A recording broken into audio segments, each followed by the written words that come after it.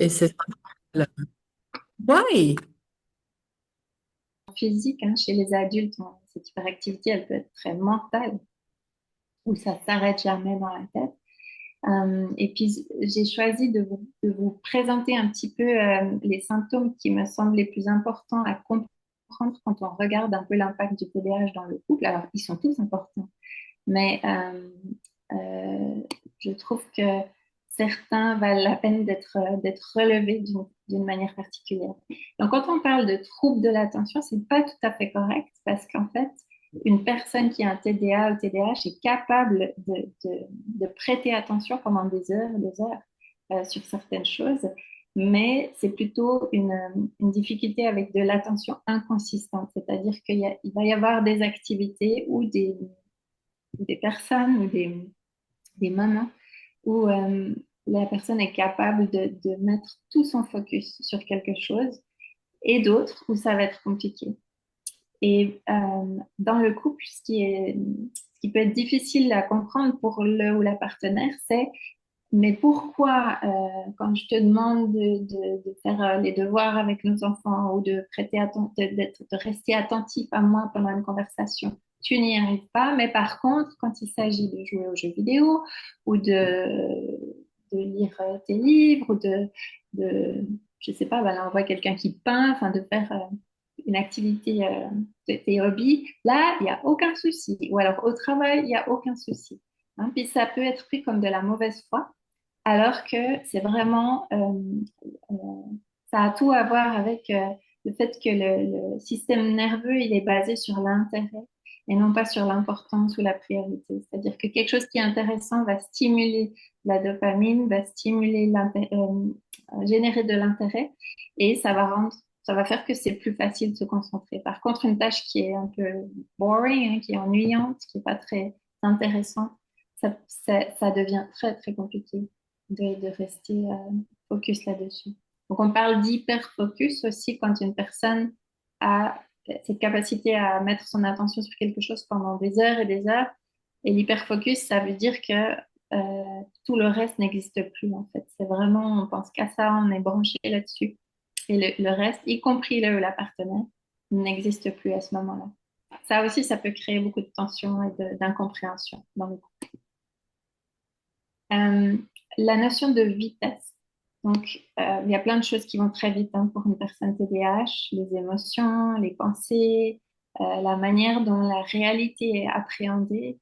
Euh, euh, c'est un petit peu comme si toute l'information arrive dans le cerveau TDAH à la vitesse de la lumière. Et puis, comme si cette personne conduisait dans la pluie, sous la pluie, sans essuie-glace. Puis on a tout ça qui arrive comme ça dans le cerveau à la même vitesse, avec la même intensité.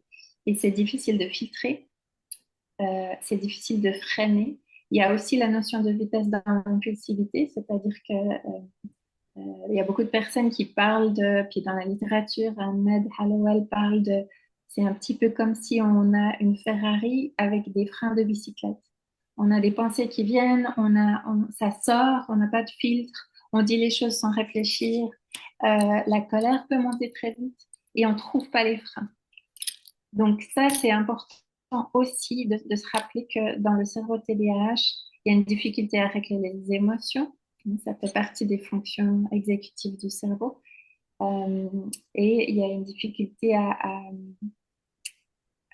comment dire, au niveau du self-control, hein, de se retenir, de dire certaines choses, de faire certaines choses.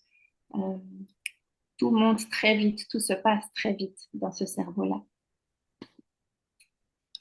Une autre chose, c'est la notion du temps. Donc ça, les personnes qui ont TDAH sont souvent en retard ou alors sous-estiment le temps que va prendre une activité et du coup sont en retard, arrivent tard à la maison, n'arrivent pas à l'heure à laquelle ils ont dit qu'ils arriveraient. Et puis ce qui est important de comprendre, c'est que pour un cerveau neurotypique, on a, euh, on a cette appréhension du temps. Enfin, moi, dans mon cerveau, dans ma tête, j'ai à peu près la notion de, OK, il est 20h17, il me reste 45 minutes à peu près pour présenter. Est-ce que ça va? Est-ce que je dois parler plus vite? Est-ce que je suis en retard? Est-ce que je peux ralentir? J'ai cette notion du temps. Mais pour quelqu'un qui a un TDAH, ça peut être compliqué de sentir le déroulement du temps et puis de pouvoir anticiper, appréhender. C'est un petit peu comme s'il vivait dans deux zones temporelles différentes, le maintenant et le pas maintenant. Et puis, euh, quand quelque chose se passe maintenant, ben, ils sont présents et puis ils sont capables de faire que les choses se passent dans le maintenant. Mais si c'est pas encore maintenant, c'est comme si ça n'existe pas encore. Donc, il y a cette difficulté d'anticiper, d'organiser à l'avance, de voir venir les choses finalement, hein. C'est des personnes qui peuvent être souvent surprises. Oh, c'est déjà là. Oh, mais l'examen, c'est demain. Oh, les factures, il faut les payer. Les impôts, faut... et puis tant que c'est pas là, juste devant eux, ça, c'est comme si ça n'existait pas. Pas pour tout le monde, hein, mais ça, c'est vraiment quelque chose qu'on retrouve assez régulièrement. Et si ça n'est plus maintenant, c'est comme si ça n'existait plus. Donc, c'est vraiment, bah, il y a la force de tout ça, c'est qu'il y a une capacité à aussi être présent dans l'instant présent, mais la difficulté, et puis à rebondir, à trouver des solutions dans l'instant T. Hein. J'ai pas anticipé qu'on avait 20 personnes qui venaient manger à la maison, mais, et du coup, j'ai pas été faire les courses, peut-être il y a rien qui est prêt, mais il y a cette créativité et cette capacité à rebondir, à dire, ben, quand c'est maintenant, maintenant, ben, je vais trouver des solutions, puis on va s'en sortir. Mais pour le ou la partenaire, ça peut être très compliqué ça, parce que ça veut dire que l'autre va se retrouver avec la charge mentale de planifier, d'anticiper, de penser à l'avance, d'organiser. Et souvent, on entend une grande solitude, une lassitude de tout ça. Et puis là, à droite, vous avez la petite blague. Je suis la personne TDAH qui dit j'arrive dans 5 minutes, et puis où la personne se trouve en réalité, c'est à des années-lumière d'être rentrée à la maison. Euh, une autre chose qui est importante, c'est de comprendre. Et puis quand je vous dis tout ça, quand je vous dis c'est important, c'est parce que quand je travaille avec un couple où il y a un TDAH, la psychoéducation, c'est important. C'est important de pouvoir expliquer les choses d'une manière imagée, d'une manière qui fait sens. La notion de maintenant, pas maintenant, ça c'est souvent très aidant pour les partenaires. Euh, et puis ça aussi de les aider à comprendre que c'est pas exprès, c'est pas intentionnel, c'est pas pour embêter. C'est vraiment une manière différente dont le cerveau fonctionne. Donc, une autre chose qui est importante d'expliquer, de pouvoir expliquer, c'est que le cerveau TDAH, il fonctionne un petit peu à la carotte et au bâton. Euh, on sait que dans le cerveau, si je simplifie à mort, hein, mais dans le cerveau TDAH, il y a moins de dopamine. Et donc, et la dopamine, c'est ce qui procure la sensation de plaisir, de récompense. Donc, pour sentir la récompense, pour que cette dopamine atteigne le centre de la récompense dans le cerveau, il faut plus de stimulation. Donc, le cerveau TDAH, il va naturellement chercher des activités, des moments, des personnes avec qui il y a une sécrétion, enfin, qui vont provoquer une sécrétion de dopamine. Ce que ça veut dire, c'est que quand une tâche devient une tâche nouvelle, ça peut être super stimulant. C'est waouh, un nouveau truc, ça m'intéresse. Il y a de la curiosité, il y a ce truc inconnu. Donc la personne va se mettre en route, mais quand ça devient un petit peu répétitif, qu'il faut s'en occuper de cette activité, par exemple le jardin, c'est waouh, je vais planter des graines, je vais faire plein de trucs. Puis après, il faut aller désherber, et puis il faut arroser, et puis ça prend du temps pour que ça pousse, etc. Puis après, il faut aller récolter, puis il faut en faire quelque chose de cette récolte. Ça peut être difficile de terminer ce qu'ils ont commencé. Euh, Ça peut aussi être difficile de commencer quelque chose pour lequel il n'y a pas une récompense immédiate, ou c'est pas gratifiant, ou alors c'est pas urgent. Hein. Le urgent, c'est le bâton, c'est urgent, les examens, c'est demain, ou la dissertation, ou le papier que je dois rendre pour les cours, c'est demain, donc je vais rester debout toute la nuit parce qu'il y a le bâton là. Si je le fais pas, je passe pas mon année ou je passe pas l'examen. Euh, donc ça, c'est l'adrénaline. Et puis, euh, si d'étudier pour ces études, et pour passer ces examens, pour que à l'avenir j'ai un job intéressant, la récompense, elle vient pas tout de suite. C'est d'abord des mois et des mois d'études, de, de, de, de piocher les livres et de réviser ses cours. Et ça, c'est pas gratifiant immédiatement. Donc, ça peut être difficile de se mettre en route, surtout si c'est pas forcément super intéressant. Et puis, il y a aussi une chose par rapport à l'appréhension de l'information. Je vous donnais cette image tout à l'heure de conduire sous la pluie sans essuie-glace. Dans le cerveau non TDAH, on a une hiérarchie, un filtre naturel, c'est-à-dire que j'appréhende l'information, je sais pas, je rentre à la maison, euh, ou ou j'ai un email de mon patron qui me dit ah, il faut que tu m'envoies tel truc. Après, j'ai mon bébé qui pleure, j'ai le chien qui doit sortir pour aller faire ses besoins, il faut faire à manger. Et puis, toutes ces informations, c'est comme si c'était un ordinateur sur lequel il y a toutes ces lumières qui s'allument en même temps, il y a avec le même bruit, la même intensité. Et c'est compliqué, en fait, de discerner quelle est la priorité, c'est quoi que je dois faire en premier. Donc, ça peut arriver que la personne qui a un TDAH va pas choisir la bonne chose en premier. Le ou la partenaire va se sentir délaissé, va pas comprendre, mais pourquoi tu commences par faire tes emails maintenant alors que il y a, euh, il y a rien à manger sur la table, le bébé pleure, il faut changer le bébé et puis il faut aller promener le chien. Enfin, ça peut être compliqué, on n'a pas la même hiérarchie. Puis aussi, d'aller chercher l'information dans le cerveau euh, pour en faire quelque chose sur le moment, des fois c'est compliqué parce que c'est un petit peu comme si c'était une bibliothèque, mais il n'y a pas de système alphabétique, il n'y a pas de filing system où je peux aller rechercher. Je sais exactement où aller chercher l'info dont j'ai besoin pour faire cette tâche.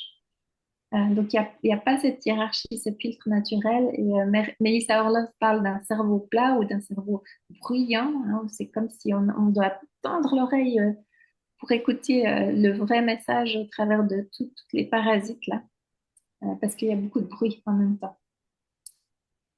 Au niveau des émotions, ce qu'on observe souvent, c'est justement, il n'y a pas de frein, c'est des émotions flash. Donc, il y a beaucoup de personnes atteintes de TADA qui sont pris au dépourvu par leurs propres émotions. Parce qu'elles peuvent changer à la vitesse de l'éclair, elles peuvent surgir sans qu'on ait le temps de réfléchir, de penser ou de ressentir même ce qui nous arrive. Et ça veut dire que la personne va agir ses émotions et les exprimer sans filtre. Elle ne trouve pas les freins. Tout d'un coup, il y a cette émotion qui est là, qui prend toute la place, qui est intense. Il peut y avoir une hyper-focalisation sur ces émotions. Ce qui fait que dans la relation, ben, ça peut être très menaçant pour l'autre euh, enfin, quand on a cette présentation-là, le ou la partenaire peut se sentir parfois un peu traumatisé par ces explosions d'émotions, de colère, où c'est comme un train qui s'arrête pas en fait. Et c'est terrible pour la personne qui est un tada, parce que ce qui suit souvent ces émotions flash, surtout quand elles sont voilà, dans l'agressivité, dans la colère, c'est une immense honte en fait de ne pas avoir réussi à gérer ça. On observe souvent dans le TDA, pardon, une dysphorie sensible au rejet, c'est-à-dire que c'est une hypersensibilité au rejet. Puis ça s'explique en partie parce que ben, les personnes qui ont grandi avec un TDAH ont souvent euh, reçu énormément de messages négatifs du style, mais enfin, fais un effort, mais arrête d'être si paresseux, c'est pas si compliqué que ça, arrête de bouger, assieds-toi, tiens-toi tranquille, c'est quoi ton problème, mais t'es bête ou quoi, que ce soit à l'école ou à la maison, et d'autant plus si ça n'était pas diagnostiqué, qu'il n'y avait pas cette compréhension de ce qui se passait dans le cerveau de cette personne. Il y a, je ne sais plus qui, j'ai plus le nom là en tête, mais il y a un psychiatre qui avait estimé qu'en moyenne, à partir de l'âge de 12 ans, une personne dès l'âge de 12 ans a reçu en moyenne à peu près 20 000 messages négatifs de plus qu'une personne neurotypique. Donc c'est énorme et ça crée, entre autres, ça crée cette sensibilité. Donc, quel est l'impact du TDAH sur les relations interpersonnelles? Ben, il y en a tellement. Moi, j'ai commencé à travailler avec des couples avec un TDAH parce que je m'intéressais à ça et puis j'ai commencé à reconnaître dans la dynamique des choses qui faisaient écho à ce que je lisais, ce que je comprenais du TDAH. Euh, et puis, ben, on a souvent un ou une partenaire qui est non TDAH et qui est beaucoup dans la plainte, dans la critique, et justement qui va attribuer euh, des intentions à sa partenaire TDAH qui sont négatives, du style tu es égoïste, tu penses qu'à toi, t'as pas de sensibilité, tu n'écoutes pas, euh, tu es de mauvaise foi, tu fais pas d'efforts, alors que c'est tout l'inverse en fait. Une personne TDAH fait tellement d'efforts souvent. Elle doit faire tellement plus d'efforts que la norme. Et c'est ça qui est tragique, c'est que plus je fais d'efforts, moins ça marche en fait. Donc la clé, c'est pas de faire plus d'efforts, c'est d'essayer autrement. Et c'est ça que, entre autres, Melissa Orlov en parle. Donc, Melissa Orlov, elle est pas psychologue, mais elle est mariée à quelqu'un qui a un TDAH et puis elle a écrit un livre, The ADHD Effect of Marriage, The ADHD Effect on Marriage, l'effet du TDAH sur le mariage, et puis un autre sur comment s'épanouir dans le couple avec un TDAH. Elle est coach, ça va. Et puis, ben, je trouve que son livre est bien. Alors, il peut être un petit peu décourageant si on est célibataire et que on sort avec quelqu'un qui a un TDAH, puis on se pose la question, est-ce que je veux poursuivre cette relation? C'est peut-être pas le meilleur livre à lire. Mais si on est dans une relation où il y a un TDAH, je trouve qu'elle fait honneur aux deux parties, à la personne qui a un TDAH et à la personne qui n'en a pas. Et c'est que c'est un livre qui peut aider, en tout cas quand je le recommande à mes clients, souvent euh, les personnes qui ont un TDAH se disent ah, mais c'est toute ma vie ça, c'est toute ma vie dans ce livre. Ils se reconnaissent vraiment, ils se sentent validés dans leur expérience. Et il y a souvent une expérience très douloureuse des deux côtés, hein. Euh, mais pour la personne TDAH aussi, souvent une partie qui reste cachée, c'est la honte et beaucoup d'angoisse de faire faux, de savoir que je vais faire faux, inévitablement je vais faire faux. Et quand le TDAH n'est pas diagnostiqué, mais qu'on le détecte en séance de couple, moi, je suis assez du parti qu'il faut l'aborder, il faut le mentionner, il faut poser la question, parce que ça peut être vraiment, ça peut dépersonnaliser beaucoup des choses qui se passent dans la relation. Et on se rend compte que c'est pas intentionnel et qu'il y a autre chose qui entre en jeu et qui a un impact. Après, ça va pas suffire, mais c'est déjà une première étape. Alors, ce qu'il faut savoir, c'est que ce cerveau qui est un peu addict à la dopamine, hein, parce qu'il en a besoin pour sentir le sentiment de récompense, ben, le début d'une relation, c'est génial.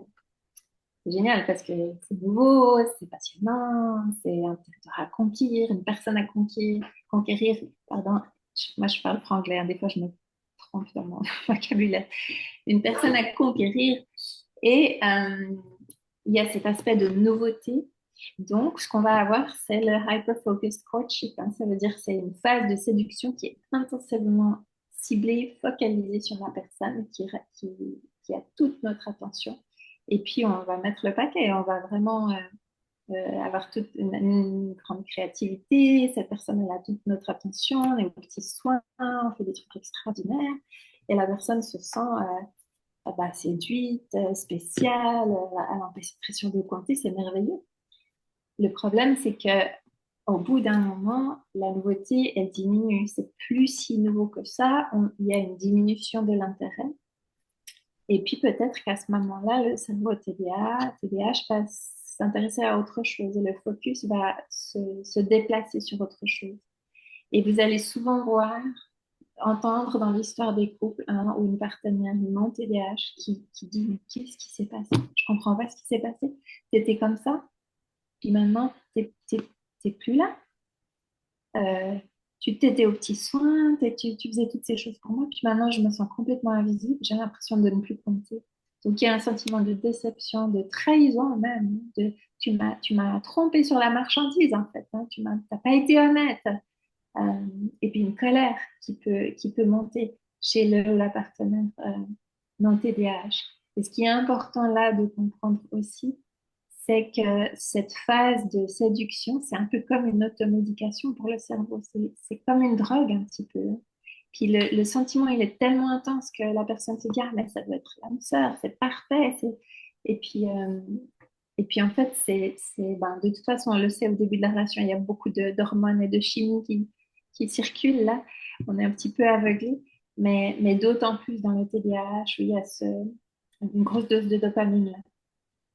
Et, euh, et ça ne veut pas dire, une fois que la nouveauté diminue, que l'intérêt diminue, ça ne veut pas dire que la personne TDAH n'aime plus ou n'aime pas ou sa partenaire ou n'est plus ou pas intéressée. C'est juste le cerveau qui se calme un peu et puis qui va chercher cette dopamine ailleurs. Mais ça n'a rien à voir, c'est vraiment une question de fonctionnement du cerveau et ça n'a pas à voir avec l'affect, avec l'attachement. Ok. Ça, c'est important peut-être de le rappeler aussi, de le nommer à un moment donné. Ou en tout cas de valider que c'était un choc pour la partenaire non TDAH et puis qu'il y a quelque chose qui fait pas sens et puis qu'ils se sentent trahis, etc. Et puis de pouvoir nommer, puis pour l'autre, pour vous, monsieur, madame, euh, c'est comme si au début, il y avait toute cette nouveauté, il y avait toute cette intensité, et puis on le sait, euh, votre cerveau, il a besoin de ça, il cherche ça, et puis il fonctionne super bien quand il y a tout ça. Et puis après, ben, peut-être il y a une chute de dopamine, et puis c'est plus compliqué. C'est plus compliqué de rester engagé, d'autant plus que ben, il y a un cycle négatif qui s'installe hein, entre les partenaires quand il y a ces émotions difficiles de déception, de trahison, où on va avoir un ou une partenaire TDAH non TDAH par contre, qui va entrer dans la critique, dans la plainte, etc. Puis ça, bah, ça va alimenter une boucle dont je vais parler dans un petit moment qui est négative.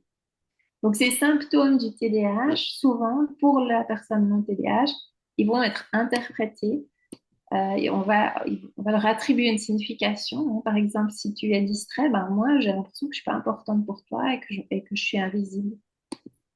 Si tu es désorganisé, ça veut dire que tu ne te soucies pas de moi.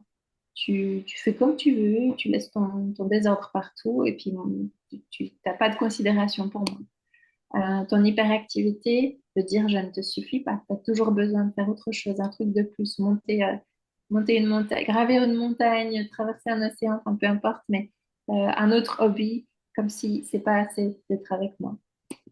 Ton impulsivité, bah, quand tu m'interromps, quand tu me hurles dessus parce que tu es activé, ça veut dire que tu ne me respectes pas. Et l'oubli, bah, j'ai pas d'importance pour toi. Je t'ai demandé, je t'ai demandé d'aller me chercher trois choses au magasin, t'es revenu avec deux. Ça veut dire que ce que je dis n'est pas important. Ok. Donc, on a euh, bah, tous les couples, là, on a des dynamiques comme ça, mais quand il y a un TDAH, le problème, c'est que les symptômes peuvent être perçus comme une intention euh, mauvaise de la part du partenaire. Alors, maintenant, je vais vous parler un petit peu de la thérapie de couple centrée sur les émotions. Donc, la TC pour couple, elle a été conceptualisée dans les années 80 par les docteurs Susan Johnson et Leslie Greenberg. Susan était l'élève de Leslie, et puis ensuite, ils ont un petit peu chacun développé, lui, la thérapie centrée sur les émotions pour la thérapie individuelle, et Sue s'est focalisée sur le couple avec un accent sur le rôle de l'attachement. Et puis, moi, le modèle dont je vais parler, c'est celui de Sue Johnson, parce que c'est celui dans lequel j'ai été formée et que j'enseigne. Euh, Par la suite, à la fois Les Greenberg, à la fois Sue Johnson ont développé les autres modalités, mais au départ, c'est comme ça qu'ils se sont différenciés. Donc, c'est une approche expérientielle qui s'inscrit dans la théorie de l'attachement. Ça, c'est vraiment le fondement de cette approche. La théorie de l'attachement qui nous dit qu'on est né pour être connecté, qu'on a besoin, qu'on s'attache à une figure d'attachement dès la naissance, et puis que c'est un lien vital qui va nous donner un sentiment de sécurité si ce lien il est simple, il est consistant, qu'il est prévisible et qui va nous donner un sentiment d'insécurité. Au contraire, si la personne, la figure d'attachement n'est pas disponible, réactive quand on en a besoin. Bon, c'est aussi un modèle qui a des aspects systémiques puisqu'on s'intéresse à l'interaction entre les partenaires et on considère que ce qui pose problème, ce n'est pas un ou l'autre des partenaires, mais c'est comment ils interagissent ensemble. Et puis, c'est un modèle expérientiel, une approche expérientielle dans laquelle on va travailler avec les émotions et on va les rendre palpables, ces émotions dans la séance. On va utiliser les émotions pour transformer l'expérience et la relation entre les partenaires. Euh, et puis, donc là, il y a la théorie de l'attachement qui a été développée par rapport aux enfants. Et puis plus tard, on a notamment Shaver et Hazan qui ont fait des recherches sur l'attachement adulte et qui ont découvert que le lien d'amour entre deux adultes, c'est un lien d'attachement, au même titre que celui qui existe entre l'enfant et la mère, à trois différences près. C'est-à-dire que le lien d'attachement adulte, il est mutuel. C'est les deux partenaires qui ont besoin l'un de l'autre et qui se donnent l'un à l'autre, qui se répondent l'un à l'autre et se donnent les soins, le réconfort, etc. Alors que dans la relation mère-enfant ou père-enfant, on n'attend pas de l'enfant qu'il donne ça à ses parents. Il y a l'aspect de la sexualité qui fait partie de cet attachement au sein du couple. Et puis, la capacité de représentation mentale où c'est le Dalai Lama qui disait que quand il est en détresse ou il a une souffrance émotionnelle, il lui suffit de penser à sa mère et ça l'apaise, ça le réconforte. Et on a cette capacité en tant qu'adulte, on n'a pas besoin d'être tout le temps accroché à notre figure d'attachement, contrairement au bébé qui a beaucoup plus besoin de cette présence physique. Sue Johnson parle du système d'attachement comme un système de survie exquis et logique.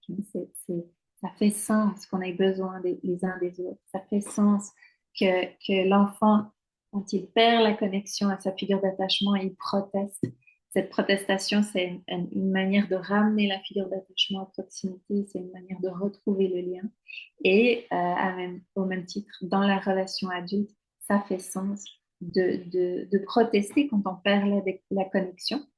Ça fait sens de se battre pour retrouver la connexion.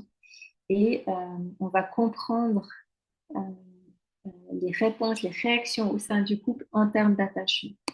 Donc, ce que Sue Johnson nous dit, c'est que dans chaque conflit, que ce soit lié au TDAH ou pas, finalement, mais dans chaque conflit, euh, par exemple autour des tâches ménagères, autour des finances, autour de l'éducation des enfants, la belle famille, toutes ces choses-là, il y a une question sous-jacente, des questions sous-jacentes qui ont tout à voir avec l'attachement. Et souvent, c'est euh, si on se dispute sur pourquoi tu n'as pas fait telle ou telle tâche ménagère, la question sous-jacente, qui n'est pas dite, hein, mais si on écoute avec les oreilles de l'attachement, on va entendre, mais est-ce que tu es là pour moi? Est-ce que je peux compter sur toi? Et est-ce que je suis important ou importante à tes yeux? Et aussi, est-ce que tu m'acceptes comme je suis? Et si la réponse est non, si la réponse perçue est non, ben ça génère à l'intérieur de vous un système, un signal d'alarme qui dit, et ça c'est notre système d'attachement qui est fait comme ça, où on a comme une alarme qui sonne quand on perçoit la déconnexion. Et ça fait qu'on part un petit peu en panique et en protestation. On va protester contre cette déconnexion, contre cette perte de lien. Et puis, selon le style d'attachement qu'on a, donc on a des attachements sécures, on a des styles d'attachement insécures. Dans les styles insécures, on a l'attachement anxieux, l'attachement évitant, l'attachement désorganisé. Selon l'attachement qu'on a, euh, on va réagir d'une certaine manière. Par exemple, une personne qui a un attachement anxieux, elle va plutôt avoir tendance à protester, à critiquer, à dire mais pourquoi t'as pas fait ça? Mais c'est pas possible, je peux pas compter sur toi, c'est toujours pareil. Des reproches, des reproches, des reproches. Et la personne qui a un attachement évitant va se fermer, va se blinder, souvent en réponse à cette protestation de la partenaire. et, euh, et se retirer en fait. Et puis dans le style désorganisé, ben, c'est un petit peu des rôles. Ça peut partir de la protestation, puis ensuite partir dans le retrait. Puis il y a ce mouvement un petit peu d'ambivalence de j'ai besoin de toi, t'es où, tu fais quoi? Puis quand tu t'approches, je te rejette parce qu'il ne faut pas que tu viennes trop près. Euh, Ça, c'est quelque chose qu'on observe souvent chez les personnes qui ont vécu des traumatismes développementaux. Euh, donc, on peut imaginer qu'avec le TDAH, hein, la question puis-je compter sur toi quand il y a ces problèmes de mémoire, quand il y a cette notion du temps qui est un peu différente, quand il y a l'hyperfocalisation sur certaines choses, puis j'ai l'impression de disparaître, ben, il y a beaucoup plus d'opportunités de ressentir, ben non, en fait, je suis pas importante pour toi. Je suis pas importante à tes yeux, je peux pas compter sur toi. Euh, et ça, c'est terrible parce que ça vient déclencher, en fait, des cycles négatifs au sein du couple. Que on connaît dans la TCI, on parle beaucoup de ce cycle. Hein, et ce cycle, c'est un processus de feedback continu dans lequel euh, ben, je perçois une menace à l'attachement.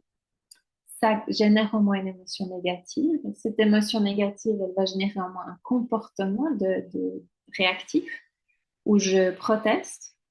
Quand je proteste, je crée chez mon partenaire ou ma partenaire une émotion négative, hein, où il ou elle se sent menacé peut-être, attaqué, et ça génère chez lui ou elle un comportement négatif de retrait, d'évitement. Et quand il ou elle fait ça, ben moi, je me sens encore plus délaissée, encore moins importante, et je réagis d'autant plus fort. Et ça fait un cercle vicieux.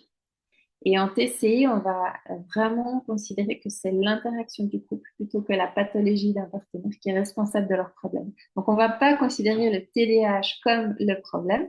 Par contre, c'est vrai que le TDAH, les symptômes du TDAH vont souvent être des déclencheurs de boucles, hein, des déclencheurs de cycles interactifs. Ce qu'il faut savoir par rapport à ce cycle, c'est que, et comment on travaille avec ça, c'est que on a des émotions qu'on appelle des émotions primaires ou vulnérables, qu'on va ressentir quand on perçoit la déconnexion avec notre partenaire. Et souvent, ces émotions primaires, elles sont toujours vulnérables. Il s'agit de la peur, de la tristesse, du sentiment d'abandon, de honte, de découragement, de solitude, des choses comme ça. Alors, je ne vais pas débattre ici de est-ce que la solitude, c'est une émotion ou un sentiment. On parle plutôt de ressenti émotionnel, en fait. Et puis, les émotions secondaires ou réactives, c'est la réaction que j'ai à ma première émotion. Par exemple, si j'ai peur, si mon enfant traverse la route en pleine circulation, alors que le feu est rouge, je vais me précipiter, je vais l'agrippe, je vais l'empoigner et probablement je vais lui hurler dessus ou je vais avoir un moment de colère. Mais en fait, ma première émotion, c'était la peur. Et la colère, la frustration, l'impatience, l'indifférence, c'est souvent des réactions secondaires qui viennent en second plan.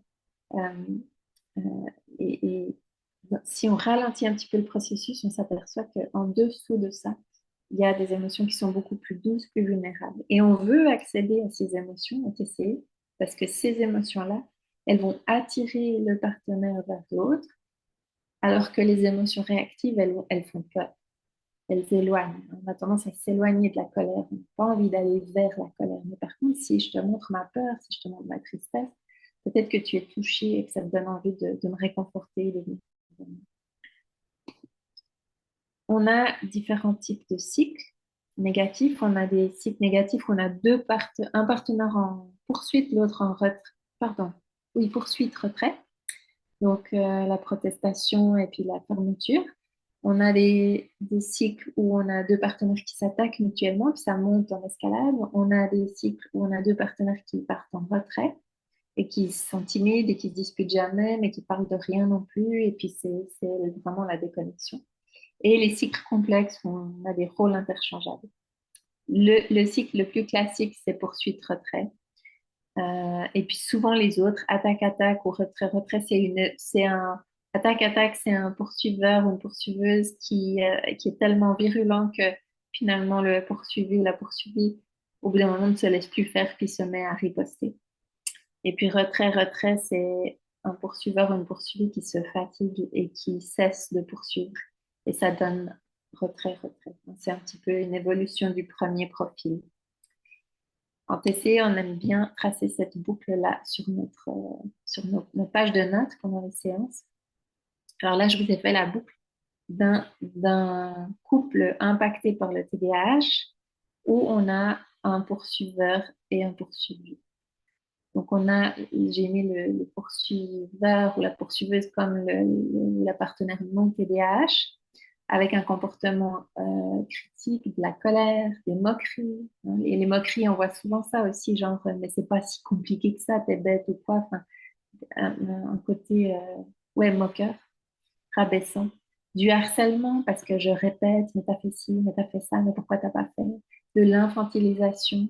Et puis, cette personne-là va finir par avoir des comportements extrêmes pour attirer l'attention, parce qu'elle a l'impression que si elle ne hurle pas, c'est pas pris au sérieux. Puis ça, c'est un petit peu le bâton. Hein. Des fois, il faut le bâton pour que ça bouge. Ou la carotte, c'est mieux quand c'est la carotte. Euh, la perception, cette personne, elle a l'impression que son partenaire s'en fiche. Et puis, l'émotion qu'elle va montrer, c'est la colère. Mais à l'intérieur, c'est une personne qui se sent seule, qui a peur que ça change jamais, qui a peur de devoir tout porter, qui se sent abandonnée, invisible, oubliée et sans importance. Et puis, tout en bas, tout en dessous, on a des besoins d'attachement qui sont pas satisfaits. Et cette personne, elle a souvent tellement besoin d'être vue, d'être entendue et de se sentir importante pour l'autre. Et quand on ressent pas ça dans la relation, c'est terrible en fait. C'est comme le bébé qui perd le lien avec sa maman. Ça crie à l'intérieur. C'est affreux, ça fait un mal de chien. Et on se laisse pas faire. On proteste contre ça. Et on proteste parce que l'autre est important, parce qu'on a besoin de l'autre. Donc nous, on a cette compréhension en TCE qu'il y a toujours une bonne intention sous-jacente à ces cercles vicieux, qui est celle de retrouver la connexion ou de ne pas perdre la connexion. Okay. Ça, c'est pour les poursuiveurs. Et on voit souvent les personnes non TDAH, pas que, hein, on peut avoir une personne TDAH qui est poursuivie, mais là, je vous ai fait le cycle classique et puis tel que moi, je le vois le plus souvent. Chez le partenaire TDAH, on va avoir un comportement en réponse à cette colère et ces critiques, on va avoir du déni, une attitude défensive. Hein, je me justifie, j'essaye de minimiser, j'évite. Une paralysie aussi, des fois je suis figée, je sais plus quoi dire, je dis rien, je fais rien, j'évite, je me renferme, je me détache. Euh, Si c'est une personne qui a une hyperactivité importante avec de l'impulsivité, au contraire, ça peut être, ouais, je riposte en fait, je rétorque, je monte la mise et puis je me laisse pas faire. Euh, Si c'est une personne qui a pas cet aspect-là, ben c'est plus le retrait, le détachement. Et puis, je vais je vais me distraire ailleurs, je vais trouver autre chose de plus agréable où mettre mon attention. La perception, c'est il ou elle me hait, hein, on m'en veut tellement.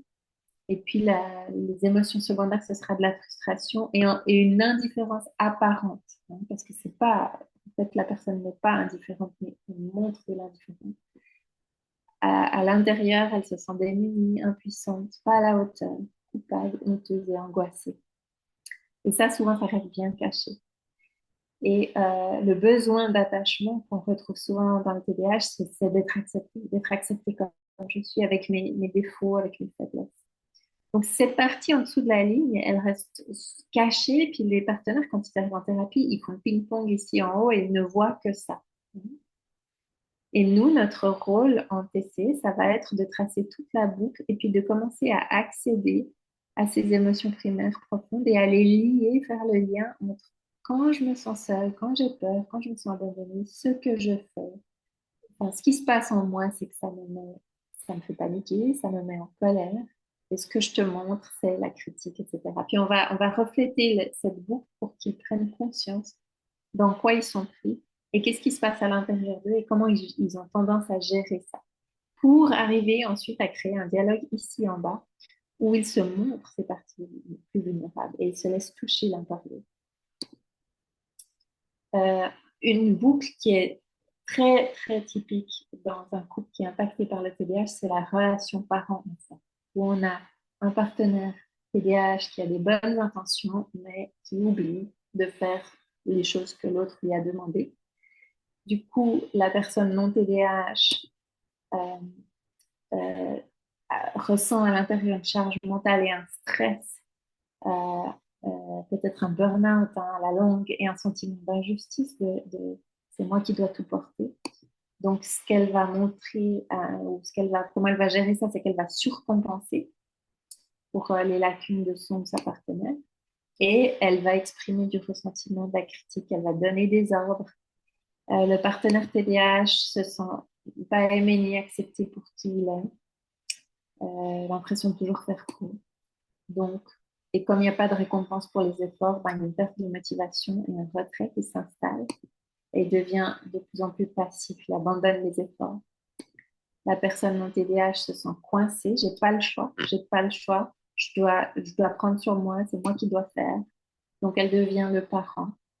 Mais avec ça, ben, il y a l'attaque qui devient de plus en plus virulente. Je continue les critiques, je me plains, etc.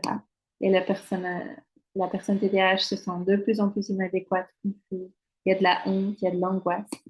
Et ben, je me retire, ou alors je me retire de plus en plus, ou alors je suis de plus en plus défensive.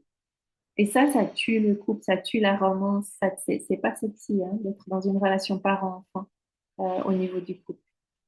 Donc, on ne peut pas changer ça d'un coup. Il va falloir y aller progressivement. Euh, c'est important quand on travaille avec n'importe quel couple de ne pas pathologiser la personne et de ne pas mettre le focus sur le diagnostic. Donc, avec le TDAH, c'est pareil. On va considérer que ce couple-là, il est coincé, ils sont coincés. Leur intention sous-jacente, c'est rechercher le lien. Et si on comprend cette intention sous-jacente, la plupart des réactions secondaires, elles font sens. Ça fait sens que la personne non TDAH se mette en colère et proteste quand elle se sent seule, parce qu'elle a besoin de son partenaire, elle a besoin de se sentir soutenue, importante à ses yeux, parce que cette personne compte et j'ai besoin de ton attention. Et quand je ne sens pas ton attention, ça fait sens que je me mette en colère. Ça ne veut pas dire que c'est OK, mais ça fait sens. Et c'est parce que tu comptes pour moi, c'est parce que j'ai besoin de toi, parce que je veux faire équipe avec toi, que je me mets en colère quand ce n'est pas le cas. Okay. Donc, on va chercher on va recadrer en termes d'attachement ce qui est en train de se passer. Les partenaires, ils font tout pour ne pas perdre la connexion ou pour ne pas aggraver la déconnexion. Souvent, justement, les enjeux en termes d'attachement par rapport au TDAH, ben, pour la personne au TDAH, c'est je me sens pas importante, je me sens invisible, je me sens oubliable, tu t'en fiches, j'en veux pas la peine, t'es pas fiable, je suis trop exigeante, t'es pas prévisible. Ça, c'est des craintes liées à l'attachement. Est-ce que tu vas être là pour moi? Est-ce que je suis trop pour toi? Est-ce que tu te soucies de moi?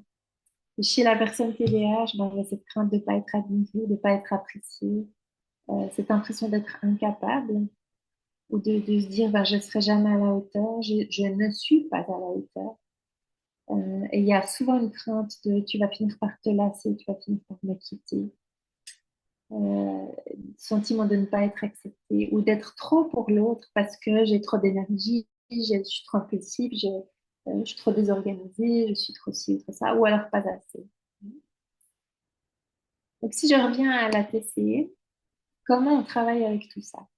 Euh, alors, je dois résumer un modèle qui est tellement large et profond en quelques minutes, c'est compliqué, hein, mais je vais vous donner deux éléments du modèle. Le premier, c'est le tango. Le où la thérapeute TCE va... Alors, le tango, c'est une image que Sue Johnson a mise dans son modèle parce qu'elle était grande adepte de tango. Puis dans le tango, il y a 5 pas de base. Et puis, on s'est rendu compte en observant les séances de TCE avec les couples que le ou la thérapeute faisait 5 mouvements de base dans chaque séance. Donc, je vais vous parler un petit peu de ces mouvements. Le premier, c'est le reflet du processus actuel. Donc, ça veut dire qu'on va observer un petit peu ce qui se passe entre les partenaires et puis commencer à nommer cette boucle en 8, là, que je vous ai montré tout à l'heure, et passer de l'un à l'autre en regardant ben, quand il ou elle proteste, critique, se plaint, qu'est-ce que vous faites?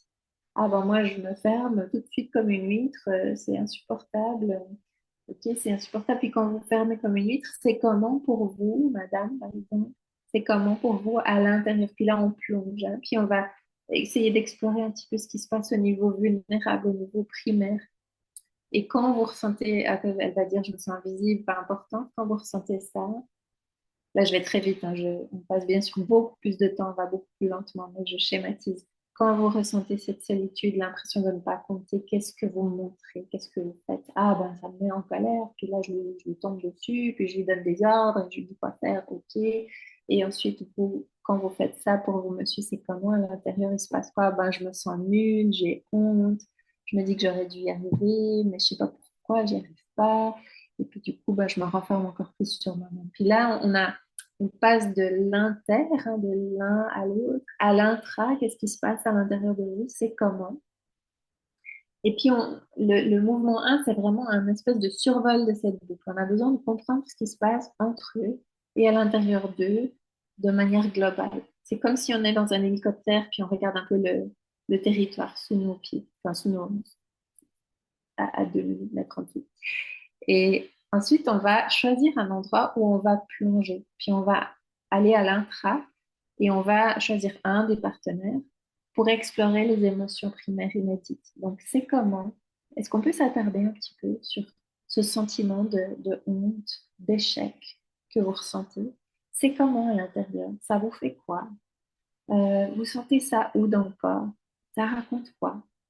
Puis là, on se balade un petit peu dans le monde intérieur de la personne et puis on commence à nommer les émotions primaires. Et on part de, voilà, je me sens en échec, pour aller peut-être vers, ben, c'est lourd, ça m'angoisse.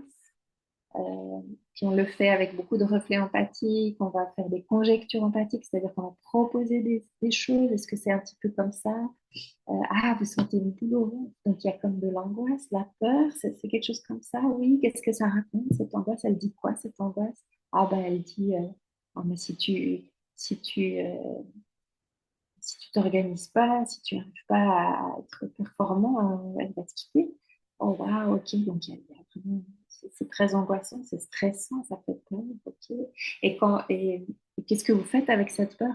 Ah ben, ça me fait paniquer, puis j'en perds tous mes moyens, puis après j'essaye de faire bien, mais plus j'essaye de faire bien, moins ça va.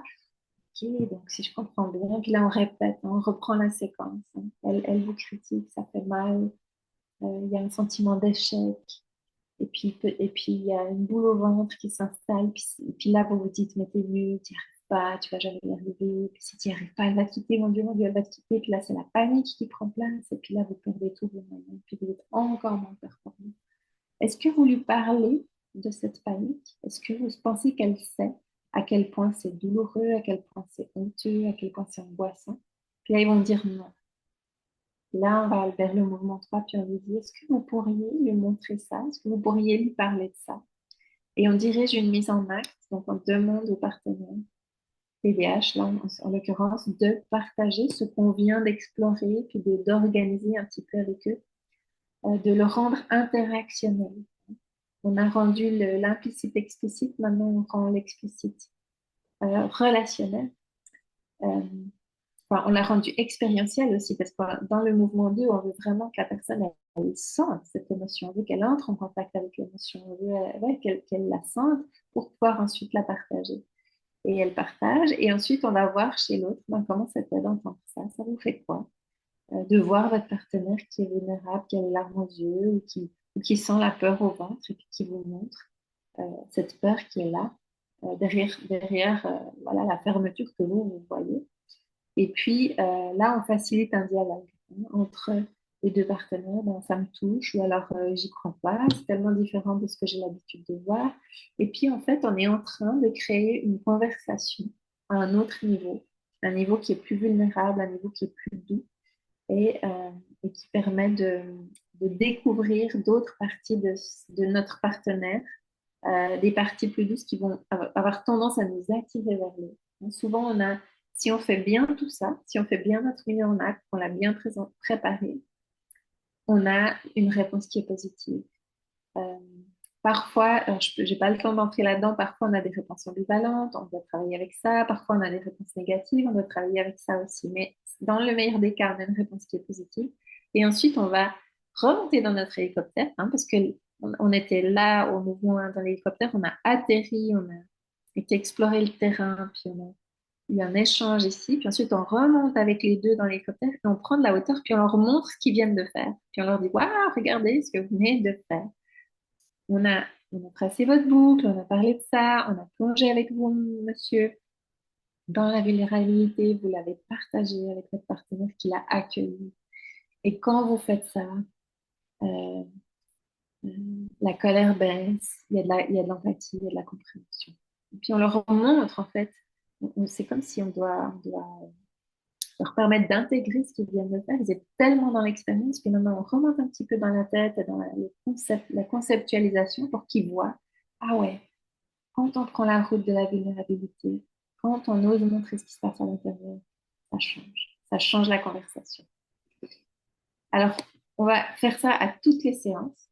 Et puis, c'est un petit peu comme les roues d'une voiture qui vont nous emmener au travers des stades de la thérapie. Le premier stade, c'est une désintensification du cycle, une désescalade du cycle. Hein, à force de comprendre dans quoi ils sont pris, puis d'aller explorer ce qui est en dessous de la surface, ils se prennent moins dans la boucle parce qu'ils comprennent mieux qu'il y a autre chose qui est en jeu. Au stade 2, on va restructurer les interactions de manière beaucoup plus intense, beaucoup plus profonde, où on va aider le poursuivi à se réengager, puis le poursuiveur à se relâcher. Et au stade 3, on va consolider les changements et intégrer ces changements dans la vie de tous les jours. Alors, j'ai bientôt fini, mais juste quelques mots encore sur comment on fait différemment quand le TDAH est présent. Parce que le problème, c'est que si on ne va pas neutraliser les symptômes, il y aura tout le temps des déclencheurs qui vont se répéter. Donc, si le TDAH n'est pas traité, les oublis vont continuer, les changements ils vont durer un temps, on va avoir des belles séances, puis après, il y a le symptôme qui va réapparaître. Ça va durer peut-être quelques jours parce qu'il y a la carotte ou le bâton, puis après, ça part à la trappe. Donc, c'est important qu'il y ait une prise en charge du TDAH. C'est aussi important que la personne non TDAH se prenne en charge dans le sens par rapport à sa colère et fasse un effort de compréhension de ce qu'est le TDAH. Donc, on va faire de la psychoéducation pour qu'ils comprennent les deux de ce qui est vraiment en train de se passer. On va peut-être plus structurer nos séances. Moi, j'aime bien prendre un quart d'heure à la fin pour euh, parler d'aspects très concrets du quotidien. Leur suggérer de faire un meeting une fois par semaine pour organiser la semaine ensemble, pour se fixer des objectifs qui sont pas trop élevés, qui sont atteignables. Par exemple, dans le cycle, la relation parent-enfant, on ne peut pas demander à la personne qui fait le parent de tout lâcher d'un coup, puis à la personne qui est dans le rôle infantilisé de tout prendre d'un coup. Il faut choisir une tâche à la fois. Et puis on dit, ben, on se fixe cette tâche, par exemple, cette semaine, j'aimerais que tu fasses un repas. Et puis on décrit toutes les étapes. Pour faire ce repas, il faut que tu ailles faire les courses. Il faut que tu fasses les courses le jour avant ou le jour même. Le repas, on aimerait le manger à 20h, donc ce serait bien que tu t'y mettes à 18h30. Puis on regarde ensemble comment je peux te soutenir là-dedans. Est-ce que et puis peut-être la personne TDAH dit non, moi j'ai besoin de faire tout seul, j'ai besoin de sentir que je suis capable de faire l'expérience du succès en fait. Mais pour ça, il faut que ce soit des buts atteignables. Donc on met en place des stratégies de rappel, des alarmes sur le téléphone, un calendrier qu'on regarde tous les matins, tous les soirs. Enfin, voilà, il y a plein de choses qui peuvent être mises en place et qui doivent être mises en place. Il faut aussi savoir rester souple, c'est-à-dire qu'en tant que thérapeute dans les séances, hein, parfois la personne TDAH, c'est dur de rester attentif pendant 1 heure, il faut les laisser se lever, il faut avoir peut-être des petites choses, des balles ou des choses avec lesquelles ils peuvent jouer ou toucher dans les mains ou des fidget spinners, enfin des trucs comme ça qui peuvent aider par rapport à l'hyperactivité. Certaines personnes sont sensibles à la lumière, au bruit. Donc, il y a toutes ces choses-là à considérer et à mettre en place. Et puis, savoir refocaliser la séance parce que ce qui peut se passer, c'est que quand on essaie de faire de la TC et puis qu'on essaie de vraiment plonger dans les émotions, puis qu'on a une personne TDAH, on a la pensée en arborescence, puis ça peut partir un petit peu dans tous les sens. Donc, il faut savoir les ramener vraiment.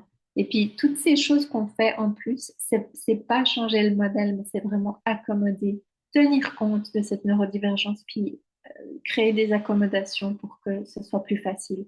Donc, c'est comme de mettre un échafaudage autour de quelque chose qu'on construit en TCE, mais si on ne le fait pas, le problème, c'est qu'on va avoir des belles séances TCE magnifiques. Mais simplement, le moment magnifique, il est dans le maintenant. Puis après, quand on est dans le plus maintenant, ça va être oublié. Donc, c'est comment créer une structure où on protège le travail qu'on a fait en TCE pour qu'il y ait une continuité. Puis je vous dis ça, ça a l'air simple, mais c'est un travail de longue haleine. Il faut être patient, il y a des rechutes. Il faut rester curieux. Qu'est-ce qui s'est passé? Ne pas porter de jugement. Rester curieux. OK, comment est-ce qu'on peut affiner tout ça pour que ça se passe mieux? Et il faut rester attentif à ne pas... enfin, faut se rappeler que les symptômes, c'est des déclencheurs. Mais le partenaire, oups, mon trait s'est déplacé. Mon trait devrait être sur le petit signal égal. Là. Le partenaire TDAH n'est pas le problème. C'est pas le partenaire TDAH qui est le problème. C'est la dynamique. C'est comment ils dansent ensemble, comment ils interagissent. C'est comment la personne non TDAH réagit aux symptômes et comment la personne TDAH réagit à la réaction de la personne non TDAH. Donc, c'est vraiment la danse qui est problématique, la danse, la boucle. Okay. C'est important que chacun assume sa responsabilité, puis ça, c'est important de le leur redire. Donc, il y a qu'une personne qui peut prendre en charge son TDA, c'est la personne qui a un TDA. Moi, je ne peux pas prendre à la place de mon partenaire son traitement, sa médication. Par contre, la partenaire non TDAH peut maîtriser sa colère, apprendre à communiquer calmement.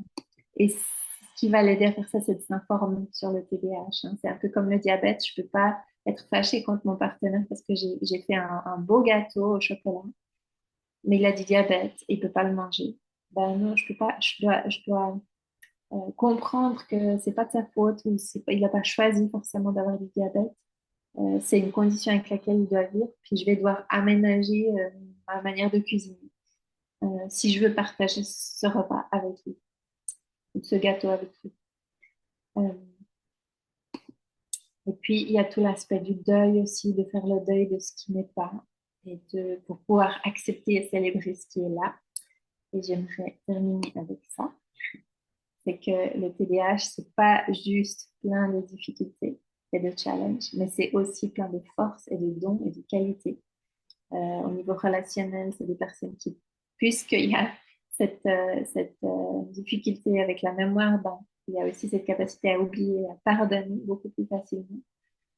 C'est des personnes qui sont inspirantes et divertissantes, avec qui on ne s'ennuie pas, qui peuvent avoir une grande sensibilité, une grande empathie, de par leur hypersensibilité aussi, et puis qui ont une personnalité souvent spontanée, souple, passionnée, enthousiaste, avec beaucoup d'énergie, qui peuvent être drôles, plein de couleurs. Euh, et puis au niveau de la productivité, il y a certaines personnes qui sont très, très créatives, très visionnaires, c'est des entrepreneurs incroyables. J'ai des collègues qui sont qui déplacent des montagnes en fait avec leur TDAH. Ça leur donne une force supplémentaire parce qu'ils n'ont pas froid aux yeux, parce qu'ils se lancent, ils réfléchissent pas forcément trop et puis ils fonctionnent bien sous le stress. Donc je trouve que c'est important aussi de se souvenir de ces forces-là et de ces qualités-là et de les souligner pendant le travail avec le couple, dans le processus aussi, de valoriser ça, de valider ça. Parce que la personne TDAH, elle a besoin de se sentir compétente, elle a besoin de faire l'expérience, des expériences correctrices de succès. Et la personne non TDAH a besoin de se sentir vue et comprise dans l'impact qu'a le TDAH sur elle. Ouh, voilà, j'ai l'impression d'avoir couru un marathon. Donc ça, c'est vraiment très, très, très, très, très résumé. D'habitude, quand je présente la TC, j'ai des vidéos, j'ai beaucoup plus de choses peut-être qui vous touchent au niveau expérientiel. Là, on n'avait pas le temps puisqu'on condensait deux sujets. Mais si vous avez des questions, que vous avez envie d'en savoir plus sur la TCE, on a un site internet en Suisse qui s'appelle IFT Suisse romande, voilà, -sr.ch où il y a des informations. On a une formation s'il y a des Suisses parmi nous, une formation au mois de novembre à Lausanne. Et puis, ça c'est mon site et mon adresse email. Et puis, on aura une formation au Maroc du 6 au 9 décembre sur la thérapie de couple centrée sur les émotions à Casablanca, organisée par Psychology Institute et Selma Delfiti, euh, que je vous recommande de la contacter si ça vous intéresse. Voilà, moi j'ai fini. Je laisse la slide un petit Merci, moment si merci vous beaucoup Alexine. Comme toujours, c'était passionnant. Je vous propose de pas trop, enfin, on ne pourra pas passer trop de temps avec les questions, mais peut-être prendre une ou deux questions s'il y en a par rapport à cette thématique. C'est vrai que tu as couru et que tu as condensé en très peu de temps quelque chose qui est vraiment voilà, qui prend énormément de temps. Euh, mais bon, j'espère que vous en avez quand même profité. Alors, est-ce qu'il y a voilà, des questions, des remarques, des...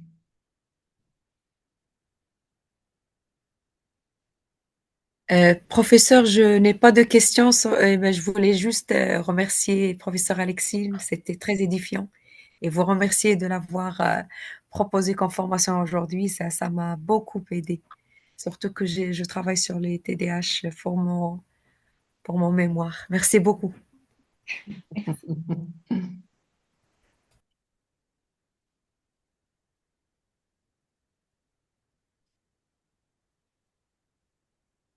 avez des questions ou des commentaires.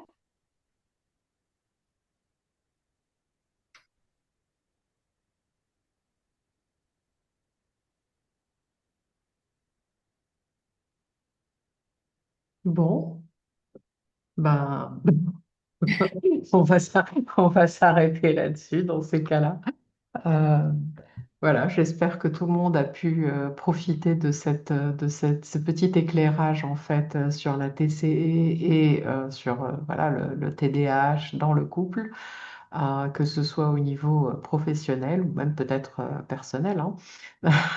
Je pense qu'il y a des gens qui sont sans doute concernés. Merci à tous, merci à ceux qui ont fait la formation, voilà, et qui sont parmi nous aujourd'hui. Ça fait vraiment plaisir. Et puis, ben, pour les autres, ben, à la prochaine, Inch'Allah. Et Selma, si je comprends bien, parce qu'il y a une question dans le chat, donc on a enregistré, c'est quelque chose qui va être rendu accessible, l'enregistrement. Oui, probablement. Ça va, voilà, on est censé l'envoyer aux personnes qui ont participé. Maintenant, pour la présentation, je sais pas, voilà, on va peut-être envoyer plutôt l'enregistrement. Voilà, ouais. Ouais, là. Merci à tous. Bonne soirée, au revoir. À bientôt, j'espère, Merci à beaucoup. À très Casa. bientôt. Au revoir. Bon courage.